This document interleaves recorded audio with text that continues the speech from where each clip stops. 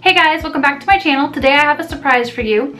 Right before I went on my trip to Traverse City, I was sent the Jaclyn Hill BECCA Collaboration Collection, so I wanted to live swatch all of it for you.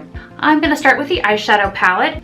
The eyeshadow palette was $40. Now, I put Too Faced Shadow Insurance on the back of my hand, and I'm going to swatch the shades in the order that you see them appear here.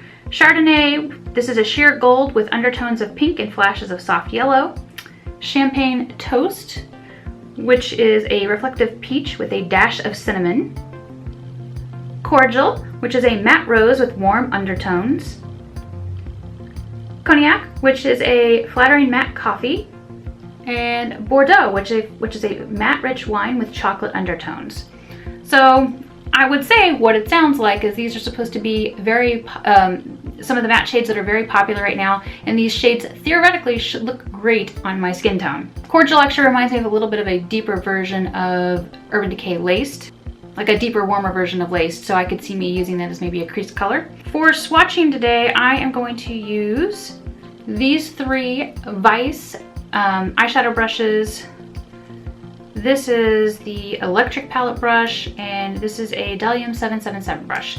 Because these brushes are all roughly the same shape, I am going to go over the eyeshadow, like back and forth, I think 4 times.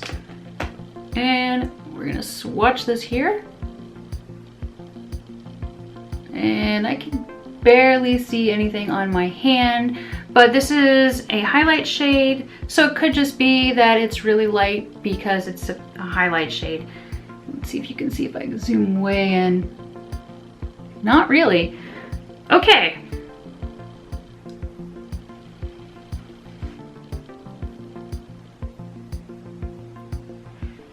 That is Champagne Toast.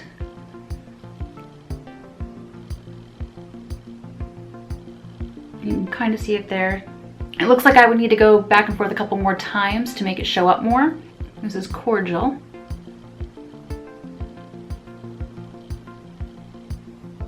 That seems like it's more pigmented.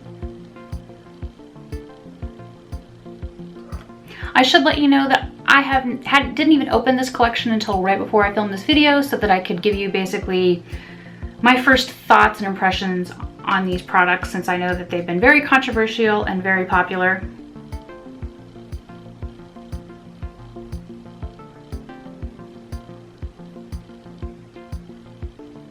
Not bad. It's time for the last shade. The mattes were definitely more pigmented in my opinion than the shimmery shades. Oh, that one's kind of sucky. So I don't know if I received the same palette as everybody else, or if I received a better palette or a worse palette, because I know some of my friends said that the palettes they received were great, and other people said that the pigmentation in the palettes they received really sucked.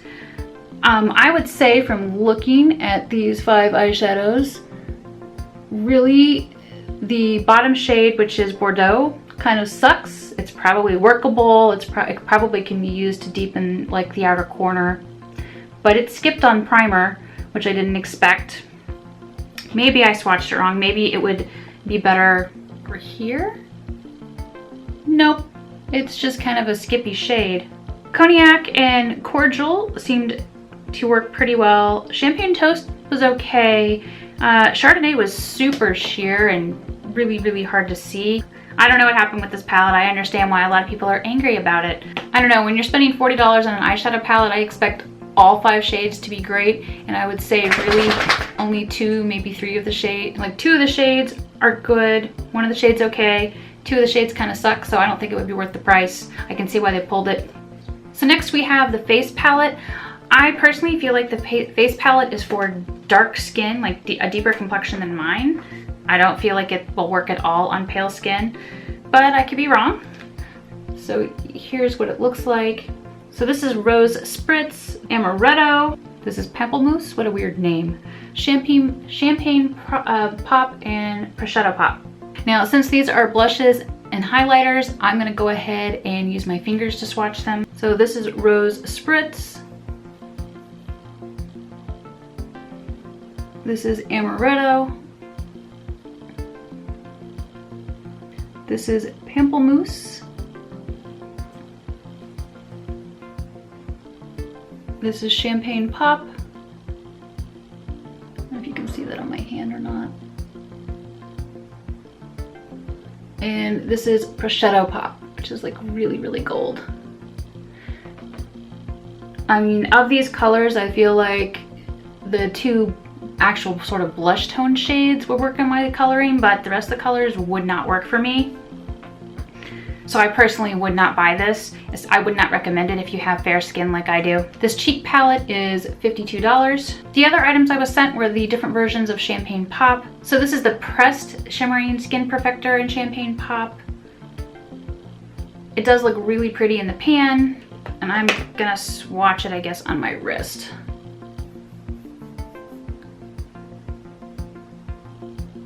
You can see it there.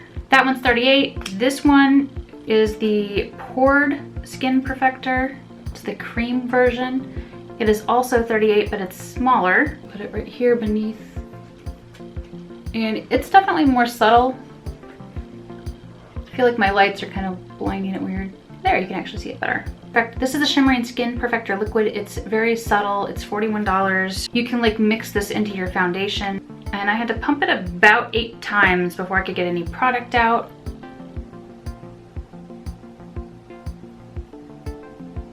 And I feel like it's the peachiest of the 3 tones.